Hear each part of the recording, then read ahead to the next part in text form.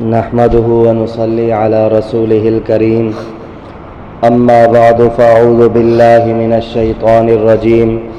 बिस्मिल्लाहिर रहमानिर रहीम।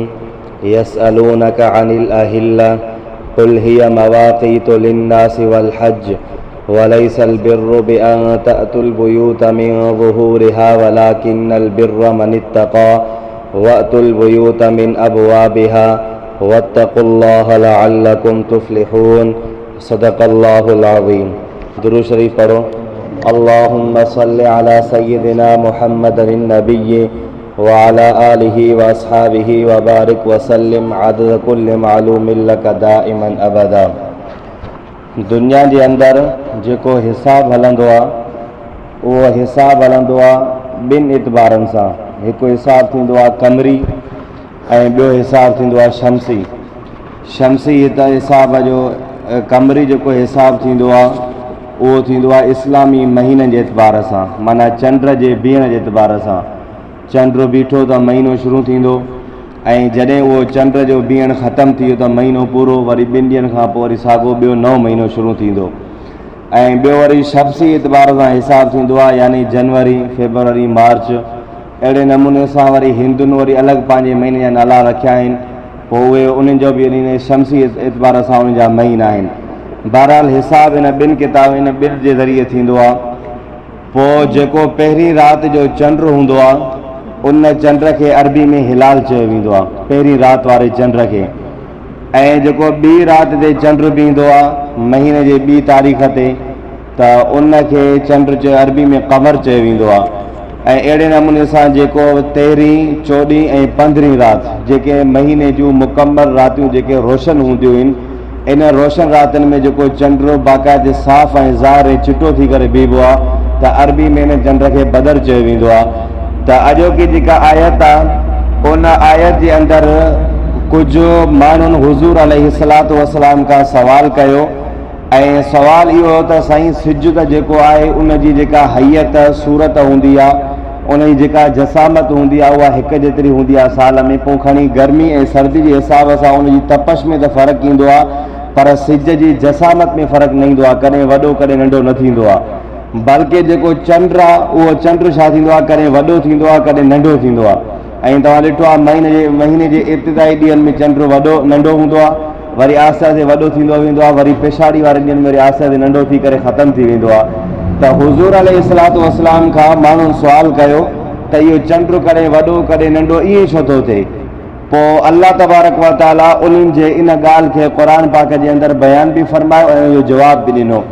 अल्लाह C फरमाए थो यसअलूनका अनिल अहिल्ला, मुंहिंजा पैगम्बर सवाल करनि था तोखां अहिल्ला, इहो जमा आहे हिलाल जो, माना चंड जे बारे में। त इन्हनि खे कुल फरमाए थो इन्हनि खे हीअ मवाक़ीत, इहो जेको चंड आहे इहो मीक़ात आहे। हाणे मीक़ात इहो अरबी जो लफ़्ज़ आहे, पर मीक़ात उन आले खे या उन शइ खे या उन सामान खे चयो वेंदो आहे जंहिं सामान जे ज़रिए या जंहिं आले जे ज़रिए इंसान खे टाइम जी ख़बर पए, वक़्त जी ख़बर पए, इन खे अरबी में मीक़ात चयो वेंदो आहे।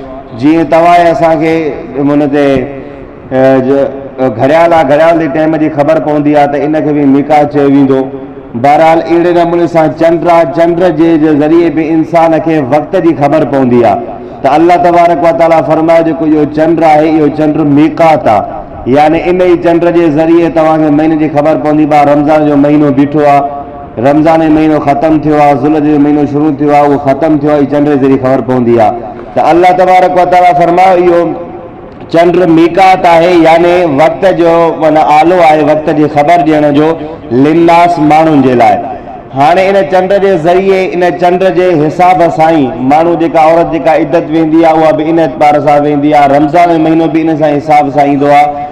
ऐं जेका इंसान ज़कात अदा कंदो आहे पंहिंजे माल में उहा बि कमरी साल जे एतबार सां थींदी आहे।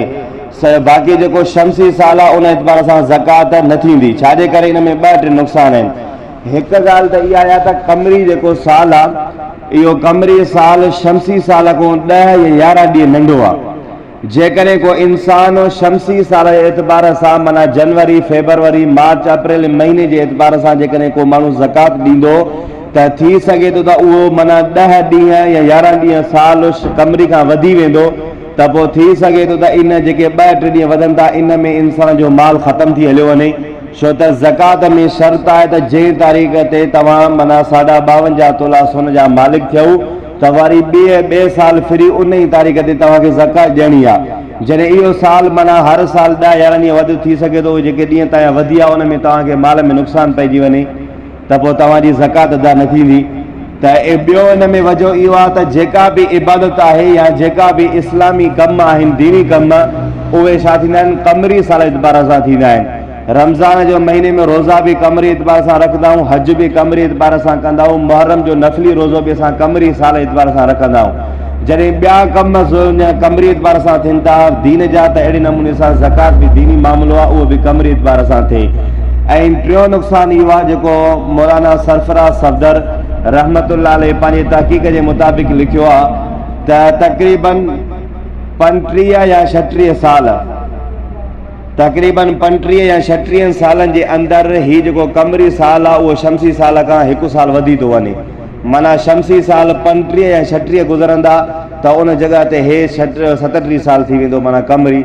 अहिड़े नमूने सां 70-72 साल में उनजा 2 साल माना वधी आहे त पोइ कंहिं माण्हूअ जी 70 खां उमिरि मथे आहे, को 90 ताईं पुॼे थो, को 80 ताईं पुॼे थो त पोइ उनजी ज़कात बि ॾींदड़ आहे। उनखे अल्लाह साईं पंहिंजे उन मां ख़ज़ाने मां गंज अता बि कयो आहे त पोइ उनजा ज़कात में 2 साल रहिजी वेंदा। इन एतबार सां बि या छा आहे माना कमरी एतबार सां ई ज़कात ॾियणु खपे, शमसी सां न ॾिजे। त बहरहाल इहा ज़कात बि इन ई महीने एतबार सां थींदी। ऐं हज जे मुतालिक़ अल्लाह तबारक व तआला पाण हिन आयत जे अंदरि बि बयानु फरमायो आहे। अल्लाह से फरमाए तो वल हज ऐं हज जो ताल्लुक़ भी इन ही चंड वारे साल सां छा आहे वाबिस्ता आहे। ज़ुल हज जो जीअं महीनो बींदो त ज़ुल माना हज जे करण जा ॾींहं अची विया।